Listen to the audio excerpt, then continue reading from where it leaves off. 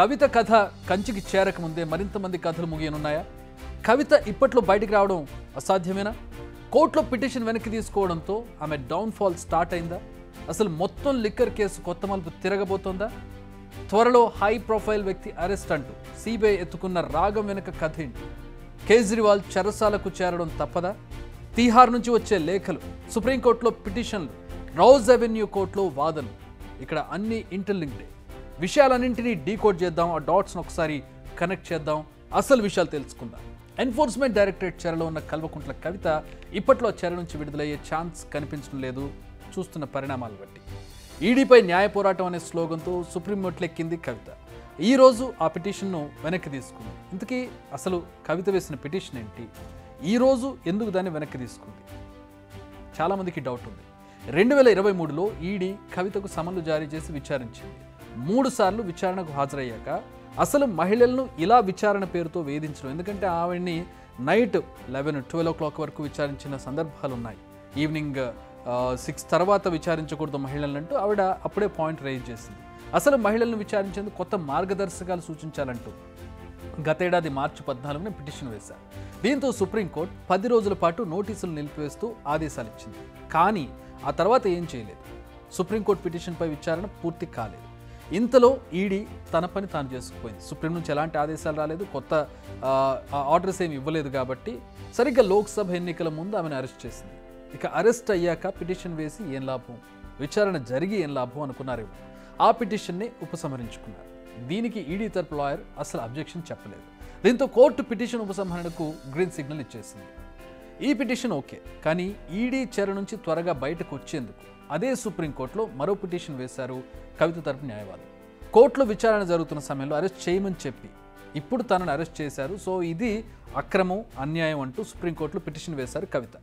దీనికి సపోర్ట్గా రాజ్యాంగంలోని కొన్ని అంశాలను కూడా ప్రస్తావించారు. అయితే ఈ విషయంలో కూడా కవితకు షాక్ తప్పేలా కనిపించడం లేదు. ఎందుకంటే అసలు ఈ పిటిషన్ను విచారణకు తీసుకోవాలా వద్దా అనే విషయం ఇంకా తేలలేదు.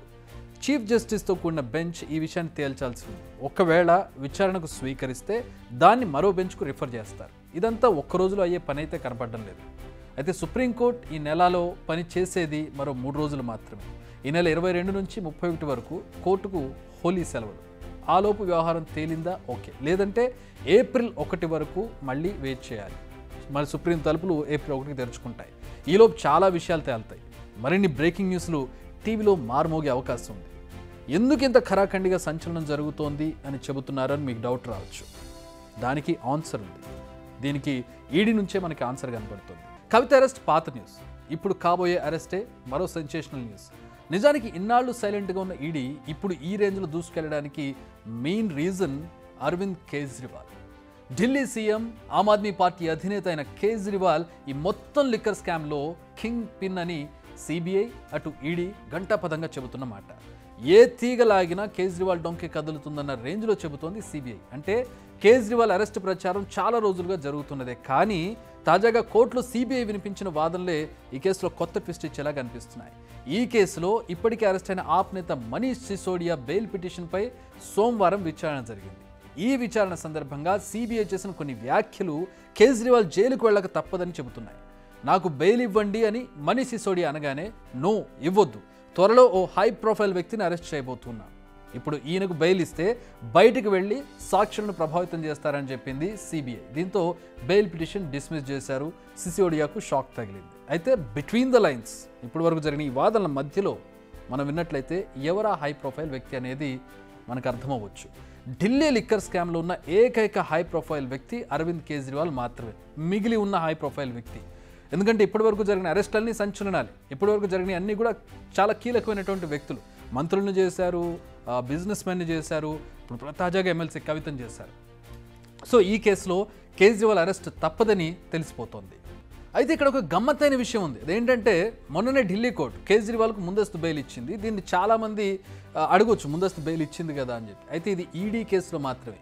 ఈడీ నుంచి కేజ్రీవాల్ మిస్ అయిన వెంటనే సీన్లోకి సిబిఐ ఎంట్రీ ఇచ్చింది. ఇక్కడ కవిత విషయంలో కూడా అదే జరిగింది. ఈడీ సిబిఐ మధ్యలో ఇన్వెస్టిగేషన్ అనేది షిఫ్ట్ అవుతూ వచ్చింది.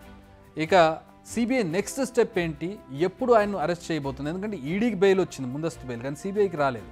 ఇప్పుడు కాస్త ఇంట్రెస్టింగ్ ఐటమ్ ఏదైనా ఉందంటే సిబిఐ ఇన్వెస్టిగేషన్ ఎప్పుడు స్టార్ట్ అవుతుంది, స్టార్ట్ అయితే ఎప్పుడు కేజ్రీవాల్ని అరెస్ట్ చేస్తారనేది ఉత్కంఠగా మారింది. అసలు కవిత అరెస్టు ఉద్దేశం కూడా కేజ్రీవాల్ను కార్నర్ చేయడమేనా అనే ఒక క్వశ్చన్ ఉంది. అందుకే ఆమెను ఇంత హడావుడిగా అరెస్ట్ చేశారంటే ఆ డాట్స్ కనెక్ట్ చేస్తుంటే మనకు అదే అవుననే సమాధానం వస్తుంది. ఢిల్లీ లిక్కర్ పాలసీలో స్కామ్స్కి స్విచ్ వేసింది కవిత అయితే దాన్ని అమలు చేసింది కేజ్రీవాల్ అన్నది దర్యాప్తు సంస్థల ఆరోపణ. అందుకే కేజ్రీవాల్ని అరెస్ట్ చేయాలంటే ముందు కవితను అరెస్ట్ చేయాలి, కవిత ఇచ్చే వాంగ్మూలాన్ని తీసుకోవాలి, వాళ్ళ దగ్గర ఉన్న టెక్నికల్ ఎవిడెన్స్ ఇవన్నింటినీ ఈ వాంగ్మూలంతో కలిపి సబ్మిట్ చేయాలి. ఇంత అకస్మాత్తుగా కవితను అరెస్ట్ చేసింది కూడా అందుకే అనేది ఒక ఈక్వేషన్. సో మిగిలిన అరెస్టులు మనం చూసినట్లయితే ఇందులో ఉన్నటువంటి మిగిలిన వాళ్ళందరినీ చూసుకున్నట్లయితే మనకి మెయిన్గా కనిపిస్తోంది కేజ్రీవాల్.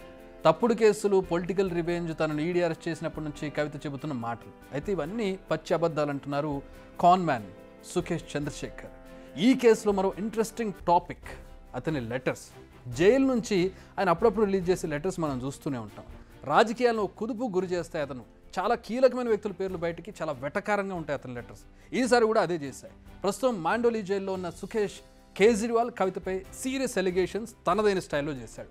అవినీతి భాండాగారం బద్దలు కాబోతోందని జోస్యం చెప్పారు. అంతేకాదు బీఆర్ఎస్ ఆప్పై చాలా అంటే చాలా పెద్ద ఆరోపణలు చేశారు అతను. అవినీతి ద్వారా సంపాదించిన సొమ్ము అంతటిని సింగపూర్, హాంకాంగ్, జర్మనీలో దాచుకున్నారు, అది కూడా బయటకు వస్తుందనేది ఆ లెటర్లో అతను ప్రస్తావించాడు.